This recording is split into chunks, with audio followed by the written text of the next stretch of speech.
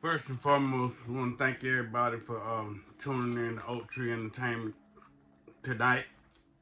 Whenever you are viewing this podcast, what it is, what it look like, what it's gonna be. I hope everybody had a great Thanksgiving. I hope everybody got to see family, got to be around family. I hope that everybody had a good Thanksgiving. Me myself, I was down. I had I was sick. I didn't get to go nowhere for Thanksgiving. I was fortunate to have a meal brought to me, but I wasn't able to really eat it like I wanted to. I ate soup. Thank God that I did have a taste, but I didn't have COVID. Thank God for that. I thank God that I think it was pretty much like a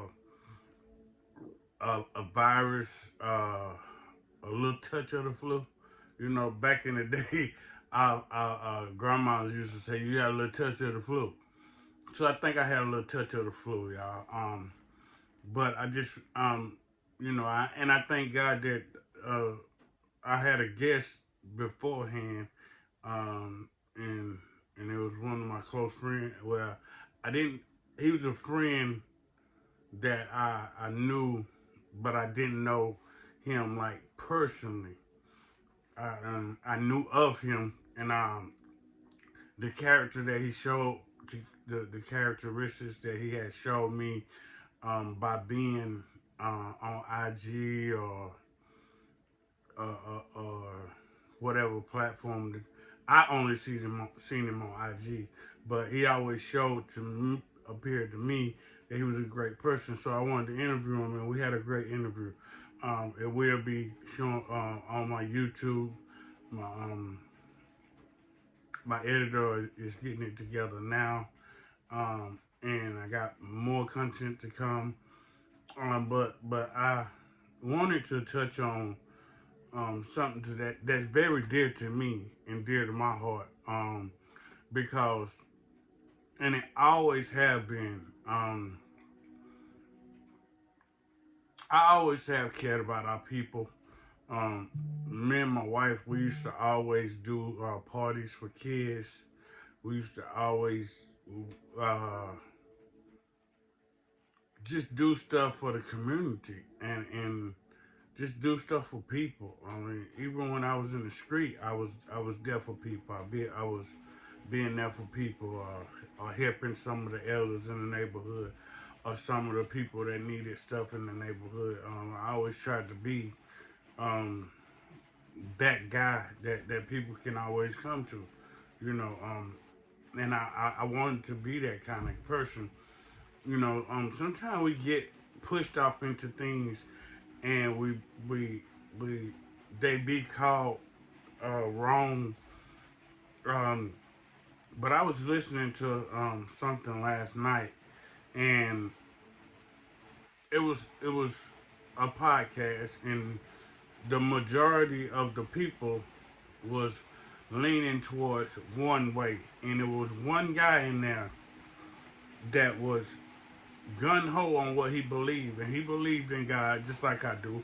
He believed in Jesus just like I do, and he believed in he believed if my voice goes out or if anything that you can't hear, I apologize. Like I said, I was sick over the holidays, but I done God done blessed me to get over that. And it's also raining outside right now. But back to the subject at hand. Um, the guy was the only guy in there that was really on what he believed in, and could nobody change his mind. Regardless, they thought how they wanted to think, and he thought how he wanted to think.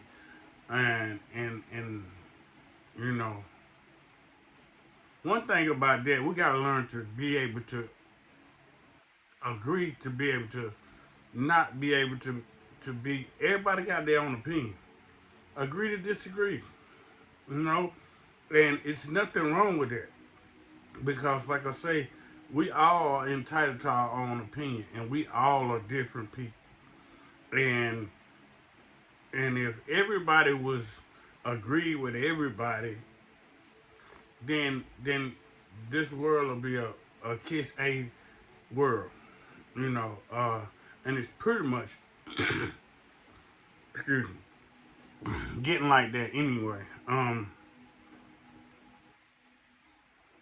Because everybody want to be popular, everybody want to be famous. I ain't gonna even say rapper, because they are putting such a bad stigma on rappers when it's only guys that's trying to get out of poverty.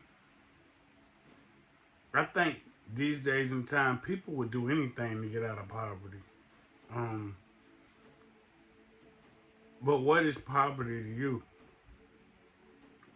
What is rich to you? What do you consider rich? Do you consider rich being like Ye was a billionaire? Now he's humbling himself, and he could care less about the money because of the tragedy things that he done seen or been a witness of in his life that done messed his character up. Or what I wouldn't say mess his character up, because I'm a fan of Ye, and I tell you why. It's because Ye might have did something he regret in his lifetime, but God showed him what he had to do to turn that around for his sake, not nobody else's sake. He loved his kids dearly, but like he said on one of his interviews, his kids gonna be straight because his baby mama is got money. So he's not, he worried about his kids, but he don't worry about them as far as like excuse me, like some of his people have to worry, like don't know where their next meal gonna come from, or don't know if they rent gonna get paid, or if their light bill gonna get paid, or whatever. Not in that sense, or don't have clothes to put on their back. Not in that sense. Ye is he's a stand up guy, and I think people are misconstrued in what he's saying. The man is pretty much saying he's walking with God, and he's pretty much saying that he's been around people that done people wrong, that done really took advantage of people, that done really did some horrible things that he tired of being a part of, and that's his own. That's his right. Not is it his right to go out here and bash people. Sorry, y'all. Is it his right to go out here and bash people? Or like, but what do we call bashing? Like, because you can see other people on the internet bashing him, or you can see other people on the internet bashing each other, or you know, you have CW. He bashed a whole genre of kids, of young folks, older folks, or people that's doing things contrary to what he do. And he tell you he'll snitch on you. So see White, he don't care. But I want to discuss something, and the only reason I want to discuss this is about rappers and black celebrities, or black rappers, entertainers that's doing music, is because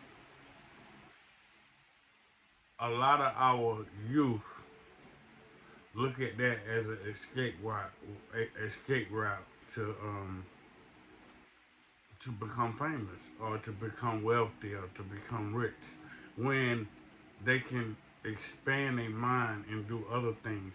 Now, I am not going to discredit all of them because we do have some that are doing that. We do have some that's doing YouTube.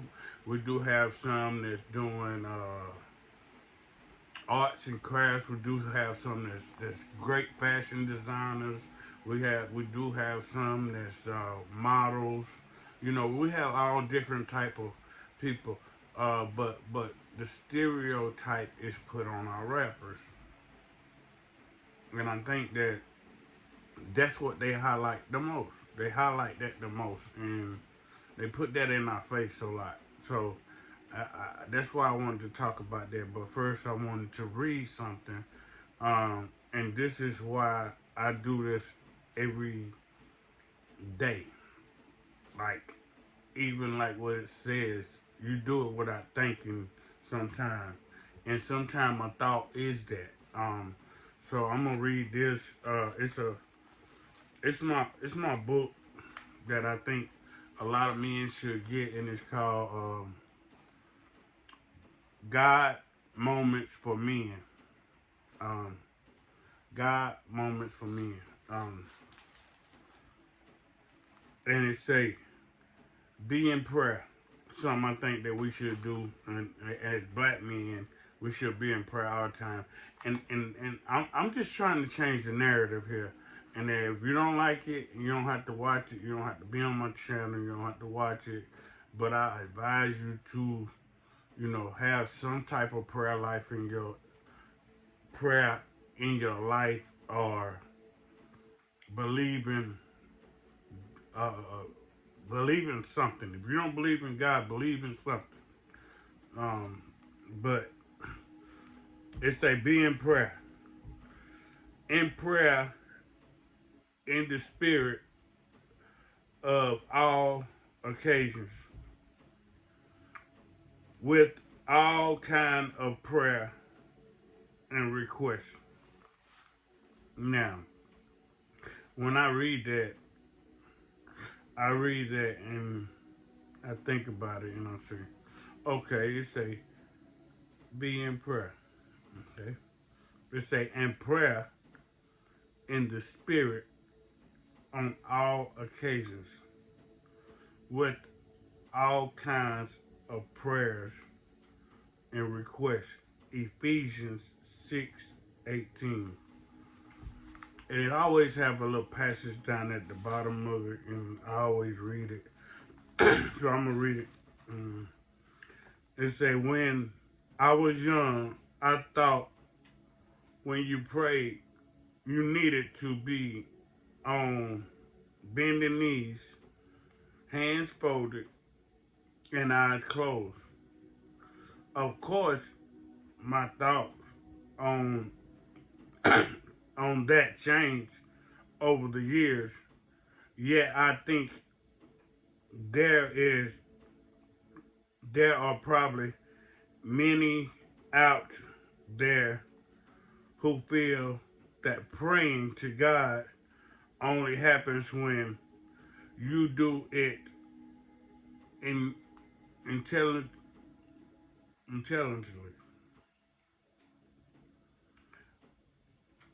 I now think that God hears many of our prayers, even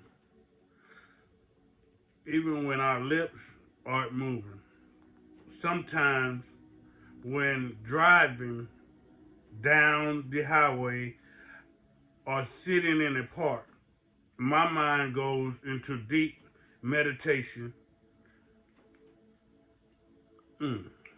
Thank you, Lord. It said my mind goes into deep meditation.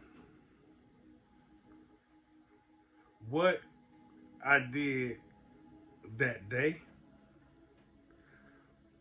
or how I treated others on my daily journey, many times I realized that maybe I didn't make the best decision or representation God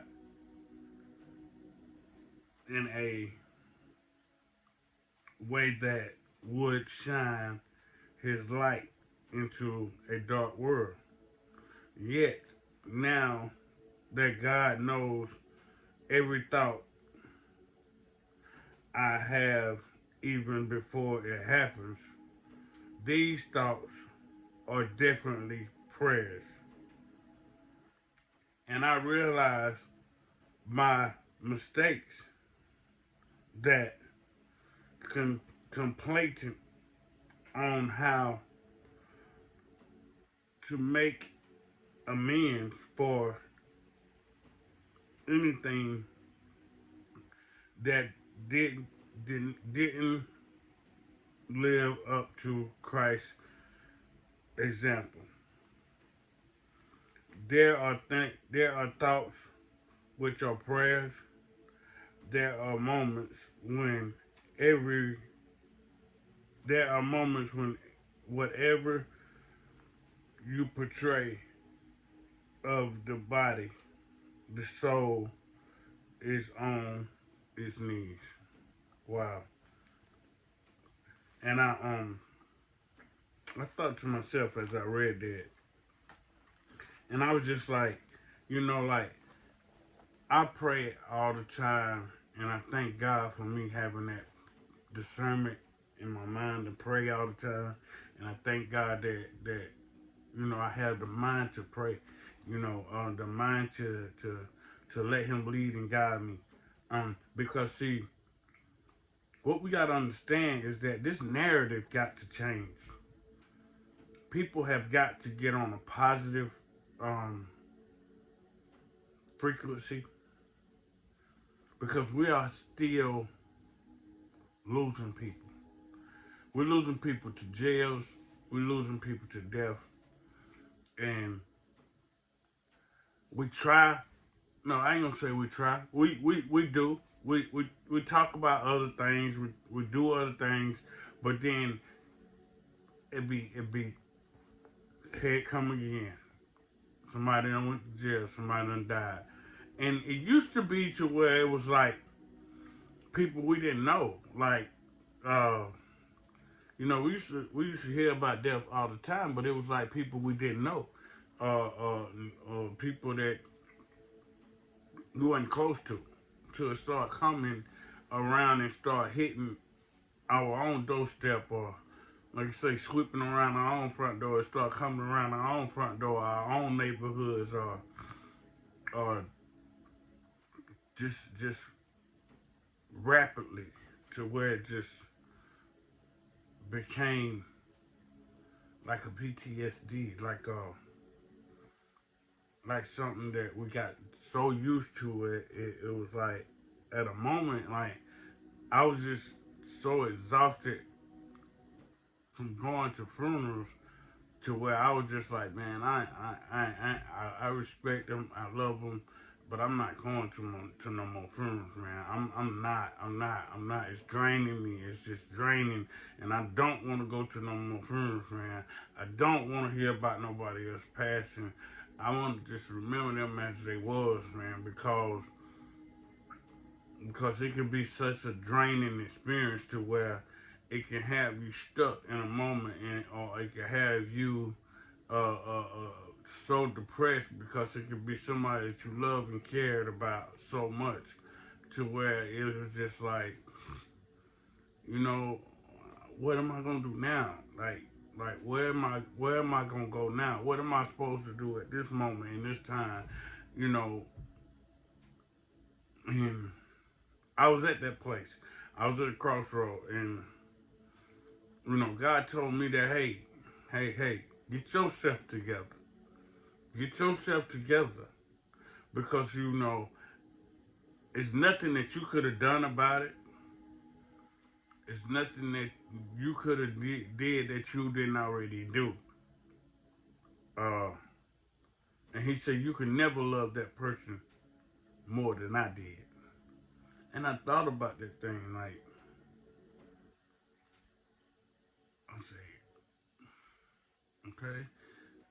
He said, you could never love that person more than I did. I created that person.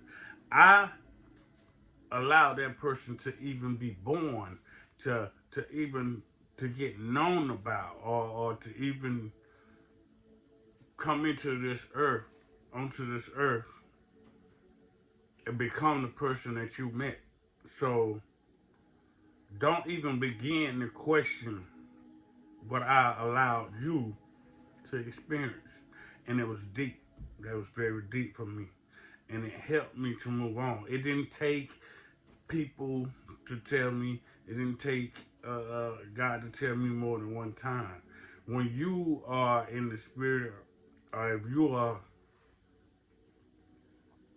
really looking for an answer or looking for something, and God tells you directly, then take it for what it is.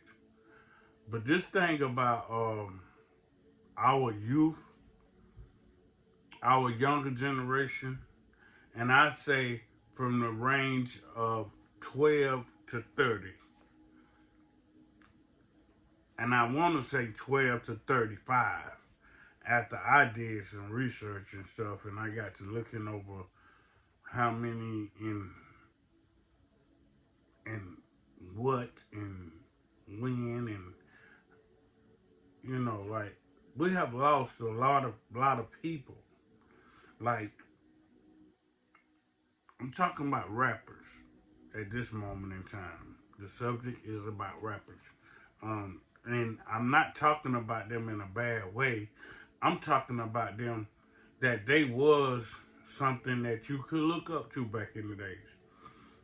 It was something that you might have, you really would want to be, because you was a person that didn't have to do any, like, selling the drugs or whatever. You got fame. You was able to get somewhere in life, and get your family up out of poverty, and you're able to do that now. But I don't understand the logic of the young folks. Like, okay, if we saying that we want to get out of poverty, and we want to bring our family to a better place in life, then when you get the opportunity and God blesses you to that point, what is causing the beef? What is causing you to unrecognize your blessing and do your job and be grateful at doing your job, because that's what you say you love. You always done it. You did this, you did that to get to that place. And now that God done allowed you to get to that place, you create beefs that cause you to harm somebody, or talk down on somebody, or rah at somebody. And now you done created a something that won't just get swept up under the rug no more. This younger generation, they don't know how to agree to disagree. They don't know how to say, okay, we got a problem. Then, hey, let's throw these things. Don't even. First and foremost, I do not fault the young folks for having guns, because they are dumped into our communities, first and foremost. Because back when we was younger, it was so hard to get a gun that it was crazy. Like, yeah, when you did get one, it was an old raggedy gun that badly a joker might blow up in your hand, or I'm not that old to where we got guns to where it worked, or we came across some nice guns at some point in time. But I'm talking about, like, these guns that the young folks is grabbing a hold to and getting a hold to these days. It's no way in the world that they should be getting a hold to the automatic guns with switches, or able to buy this type of stuff and just pass them out. Like you got groups of people that they get these guns and they pass them out amongst the crew. And the first time that a beef started or first time something happened, they grab and they blick it or whatever they thing, and they ain't thinking about fighting, they ain't thinking about scuffling, and they ain't thinking about hey, let me show him I can fight, or let me show him like, hey, I ain't no chump, I ain't gonna use the P word. But I ain't no chump. I can throw these things. I can throw these gloves. Back in our days, we actually had boxing gloves in the neighborhood, and if we needed to, we'll put the gloves on and box it out. See who was the bad man. You know what I mean? Or we used to slap box. You know what I'm saying? Slap the taste out somebody's mouth. You know what I'm saying? And if you get the best of them, you get the best of them. You know what I mean? It just wasn't about like, yeah, they might come back and want to try you again or whatever, but it wasn't to the fact to where they'd come back and kill you. And or just intentionally take your life like that. Like, yes, it did happen occasionally. Because my best friend, he did die pretty young. I had a couple friends that did die young, but all of them wasn't due to gun violence. Like, we had a couple friends that died in wrecks. We had a couple friends that died due to health.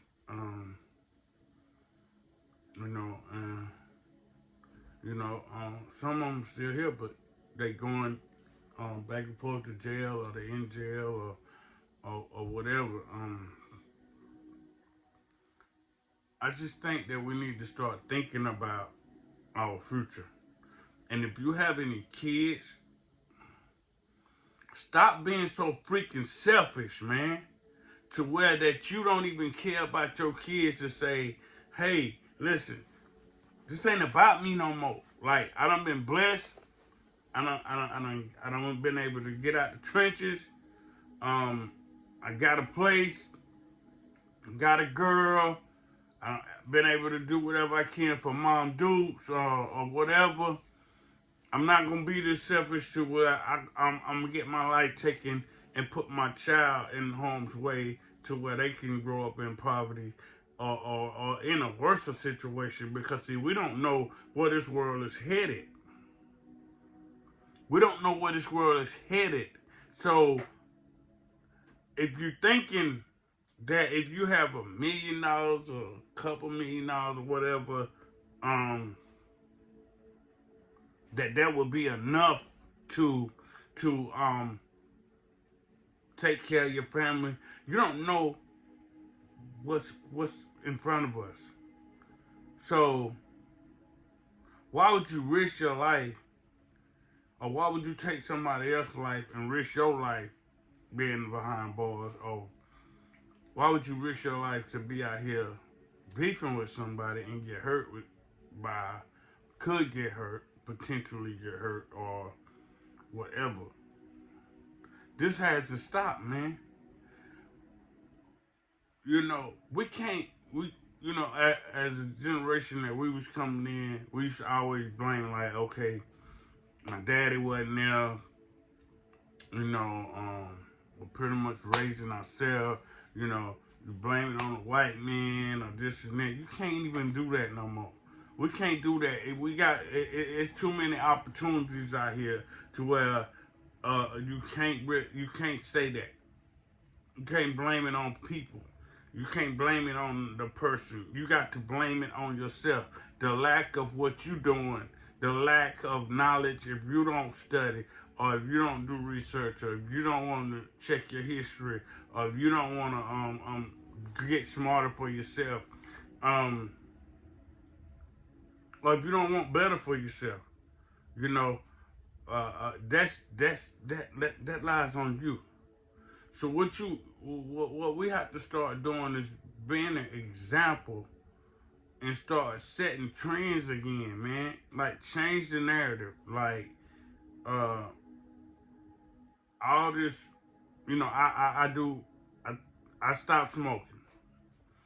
I stopped smoking. I said I'm done with that. You know, I had already stopped once before for like 20 years, and then something tragic that happened to me in my life, and I had started back smoking. So you probably done seen some videos in my past videos where I might have been smoking or whatever, but you won't see that again. I'm not smoking no more. And when I make up in my mind to do something, I do that. I stay gung ho on it, and I do it. But I just wanted to really just tap in uh, with my subscribers, and if you ain't a subscriber, you know, subscribe to the channel. Hit the like button, share the video. We got to get this narrative changed. All this killing and violence. You know, violence shouldn't be done unless it's done upon. Meaning, if somebody doing harm to you and you at home, or somebody come in and do a home invasion on you and your family, or somebody come and try to do something to you, you got to defend yourself. Or if you're at the gas station and somebody trying to do something to you, you got to defend yourself. But what I'm trying to say is that we got to stop this before it get into the minds of the young folks and saying, let's go do this, let's go do that. You know, we didn't think about that back then. Like, we weren't thinking about harming people back then. Yeah, we were thinking about getting some money, but we wasn't thinking about going and robbing nobody or just taking people cars or breaking in people's house and taking stuff that people had worked hard for. You know, we had conscience. Yeah, you know, and I thank God that that's why we should pretty much, some of us still here now to live to talk about it. But you know, this narrative got to change, man, and a lot of things that plays a part of it is the social media. They putting it so much into our face. They putting it in our algorithm. We like gangster movies because we come up selling drugs and in the lifestyle. Another thing that really kind of puzzled me was like,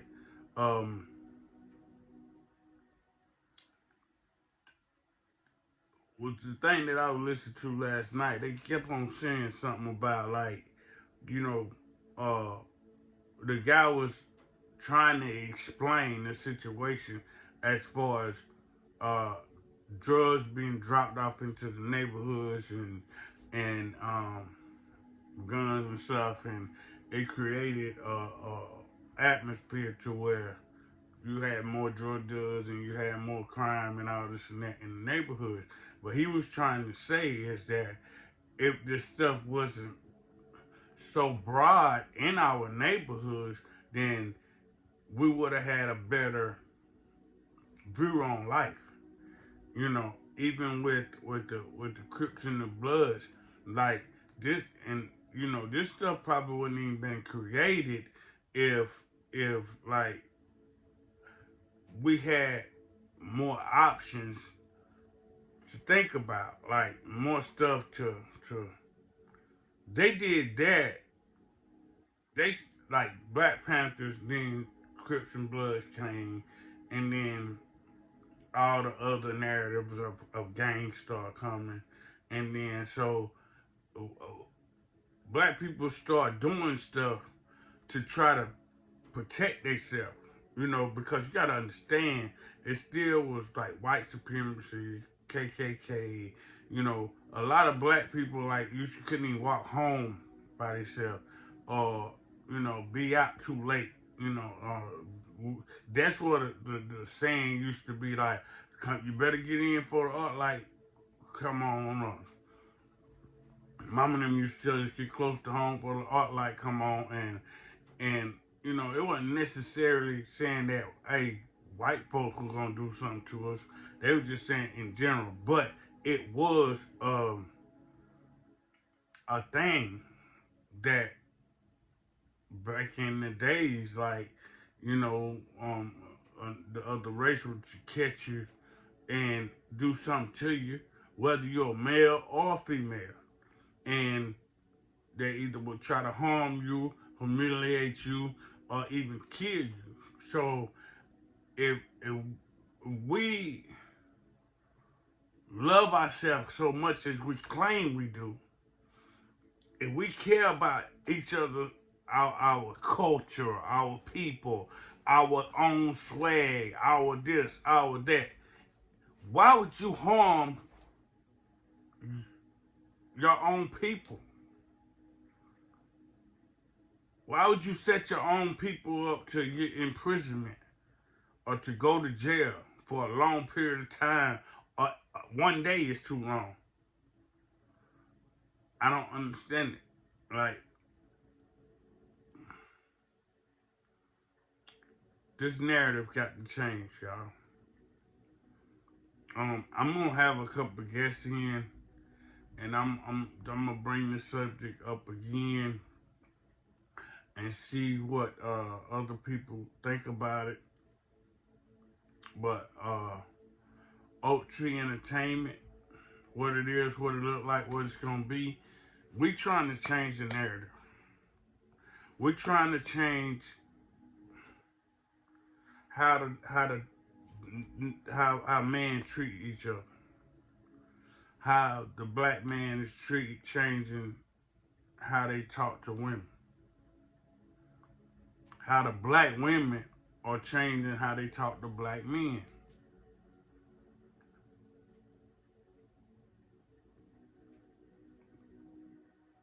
It's heartbreaking when you see this stuff going on, man. And I'm a man with integrity. I'm a man that I don't back down from nothing. I'm a man that really cares about what God has done for me. All the way up until being able to do this interview today, because I was very sick. And I thank God for, the companion that he gave me to help me. I don't take that for granted. And I let her know that I don't take that for granted. I let her know that I appreciate that. I let her know that I thank her for being there for me.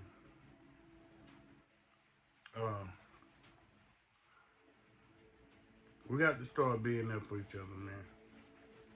And I say this all the time on my channel. And I told y'all if you go back on some of my interviews and my podcasts, I said I'm gonna keep bringing it up because it's not changing. We got to change the narrative. I can't do it myself, I can't change. It's not. Anything is possible in God with God. But I want us to start understanding that, hey, we're not getting nowhere with what is going on in our society. The only way we can be able to get stuff to change is that we got to start changing stuff with that youth. Changing stuff in these young folks' mind. Get some community centers built. If we got all, like you have a lot of famous people and rappers, that don't do nothing for their community, or don't do nothing like for where they from. They don't do nothing for it. It don't take you to have to be there to do something for your neighborhood or for your, or for a community. And it don't always have to be where you at. Like, you have a lot of famous people in California. You got a lot of famous people in Atlanta. You got famous people like North Carolina. You got famous people everywhere, but like, go outside where you living now and go into another country. There's so many little towns and cities and different places that you can spread your money out at. I was thinking about even the money that Ye lost, that they took back from Ye.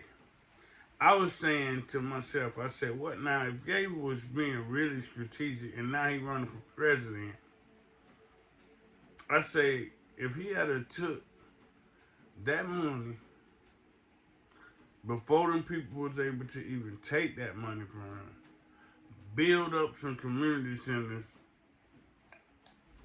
just say all over the United States. I ain't talking about the world, because you can't be there for the whole world, But $2 billion, just say if he had said from New York all the way down to Florida,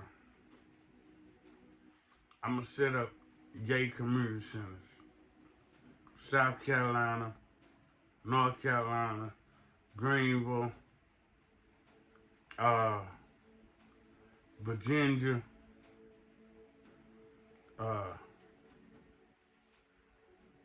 just all over, all the way down to Florida, you know.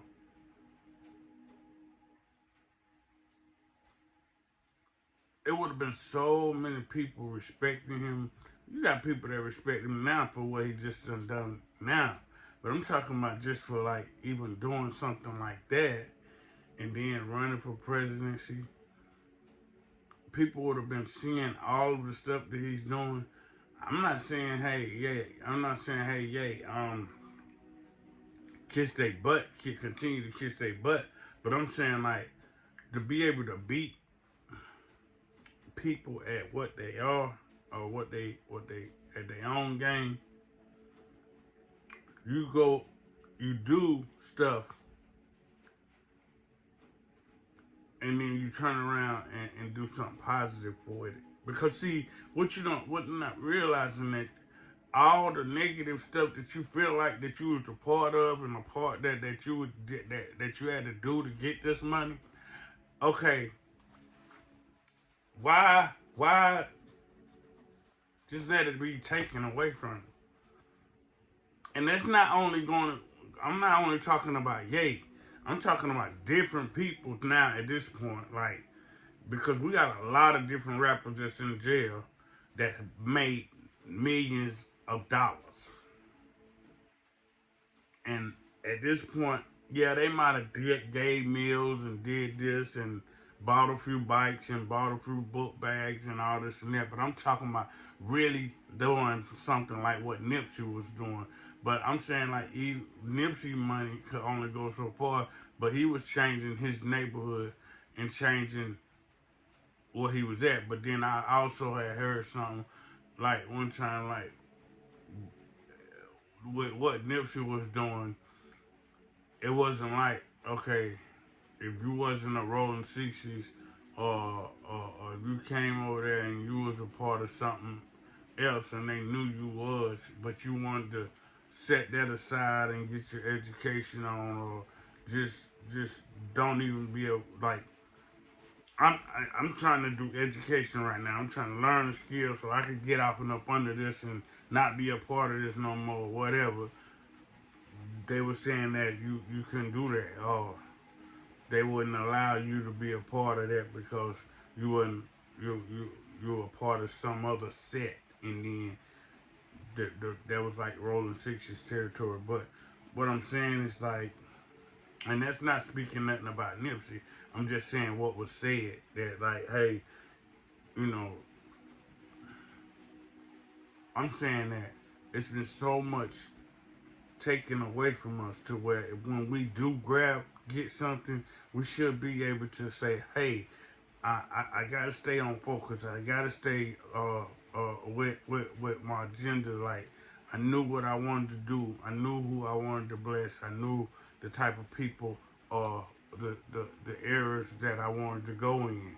Have this stuff in plan, and then time stuff start getting in your possession, or you get a hold to something, you can start dispersing it out, and things can be able to be taken action. Because you gotta think, man, when Meek Mill got out, he was just saying so much about what he was gonna do with this, and so much he was gonna do with that, and and he probably did, but is it still going on? Like, is he still doing that, going as hard as he was when he got out, when he felt the tension of getting incarcerated or being put in jail, and then for something so small as popping a wheelie? It's people that are getting put in jail for nothing nowadays, man. And then they don't have the bond money to get out. Then they just have to sit in there. And some people pass away. Some stuff get done to them so bad in prison to where some of them don't even want to come out of prison. Because prison is horrible right now. Horrible. So I advise, like, anybody that have cases, anybody that have stuff that's going on in their life, and they feel that like they gonna have to do some prison time or whatever, start preparing your mental state for that. You can prepare your body, but if you prepare your mental state, get your spirit in line, and let God be first in your life, no matter what you facing, no matter what you got to get ready to go through or going through or in right now, you can become protected, because God protection is more powerful than man protection. Trust me, I've been there. But I just wanted to tap in tonight, man, because this thing is really messing with me about our people. We're losing our people to jails and prisons and death. It's really messing with me. But it's not messing with me enough to fight for. It's not messing with me enough to not get on here and say something about it. Yeah, I'm not rich, but I try to help anybody I can. I try to be there for people regardless. Like, I wake up and I woke up today and I bless somebody. And I don't care if it's a little something. If you could bless somebody to where you see a difference in their life, and they be like, man, man, you always try to help. You always try to do this and do that, man. And I appreciate you for that, man. I just tell them, hey, you don't owe me nothing, man. Just keep loving me, man. Just keep loving me. Or pay it forward. Love somebody else, man. Be there for somebody else. If you can't be there for them money-wise or financially, which I can't sometimes I do stuff with people and it don't have nothing to do with money. But we got to get out of the mindset of just thinking that it's about me, I, or just your family, or just your household. Come on, man. There's so many people out here that's in need and hurting. Come on, man. We can do better. We can do better. And it's going to happen. I feel it. I feel the shift changing. And I want to big up NBA Youngboy, because I seen it on his story. He said, stop the violence. He said, stop the violence. Whether he meant it, whether he was playing, whatever, it don't matter to me. He said it. And he's a big influence on a lot of the youth. So, and I know he touched some people's life. So if he can say it, and he can be a part of it, and he can be like, man, cut it out, stop the violence. Don't look at what he done did in the past. Don't look at what he done been in the past. Don't look at what he done, because you don't know when God can touch somebody's life. He could have touched his life while he was on house arrest and not able to even move. Trust me, you don't understand the power of what God can do. So I just want you to challenge yourself. You know, I challenge myself. I said I want to stop smoking, and I'm gonna stand my ground on that. I'm because hey, I got grandkids that I gotta be here for. You know what I mean?